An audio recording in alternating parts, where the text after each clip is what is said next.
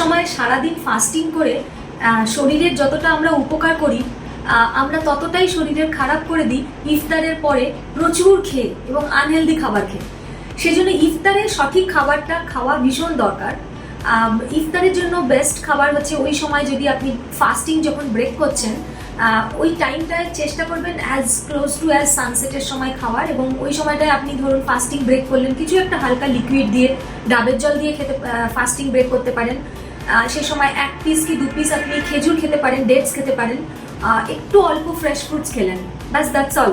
তারপরেই আপনি যত তাড়াতাড়ি আপনার ডিনারটা সেরে ফেলবেন ততই আপনার ভালো হবে। ডিনারে আপনি ফিশ খেতে পারেন, চিকেন খেতে পারেন, যত রাত বেশি করবেন ডিনার খেতে ততই বেশি কিন্তু ক্ষতি হবে।